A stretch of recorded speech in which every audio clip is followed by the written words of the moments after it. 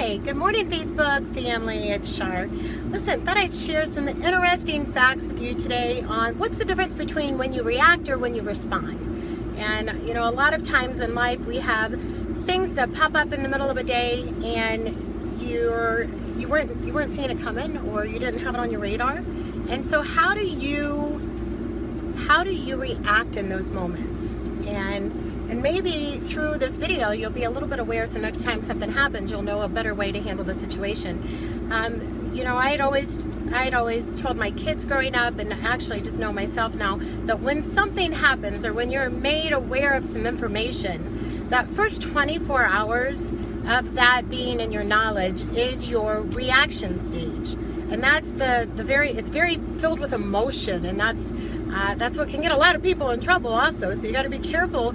If you're in that first 24 hours of learning something, reacting to a situation, or if you have somebody confronting you, know that it's filled with a lot of emotion. And with emotion, your heart isn't really doing any of the thinking yet. It's all emotion, and it's so powerful. And that's also why it feels so overwhelming or passionate, is because it is just emotion. It's coming from your heart. Now, after the 24-hour mark, you go into your responding stage. And the responding stage is where the logic kicks in and balances. And so I've always asked my kids that when they've come to me, if there was something that I learned, I'll ask them, you know, do you want my reaction or do you want my response? Because if you want my response, that's going to come tomorrow.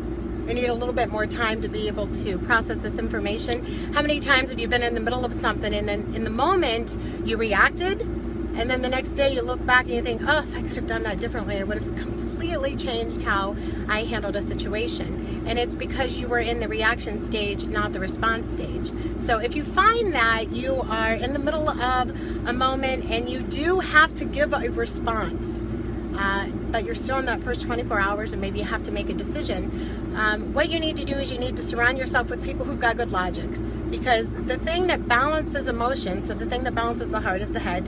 And so if you're incredibly emotional, you need a lot of logic. If you're incredibly logic, we need to get a little emotion in there. We've all dealt with people who had no emotion, and it's just very black and white and systematic. But just know, through the daily day that you're going through, as you're going across things, learning things, that first 24 hours is a reaction stage. Allow yourself, if you can, if you have the time, allow yourself to feel the emotion and just let it flow through you.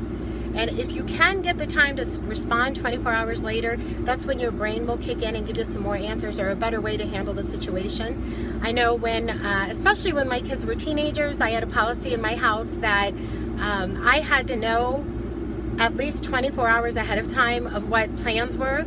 If they tried to hit me with something last minute or change of plans, I always had the option. They knew it was an automatic no, and I had to know ahead of time, because we've all been their age and we've all tried everything that they're trying, and I would have to sit there and just process through to make sure that I was giving good advice and guiding them along the way. And what I know is it worked, because I've got 3 of the most amazing kids anywhere. So wanted to share that information with you today. Hope that you're having a great start to your new year and a start to a new work week. All the holidays are behind us. Let's get focused and let's stay focused. And remember, you know, what the tips that I'm sharing with you, it's because I believe that we're all connected.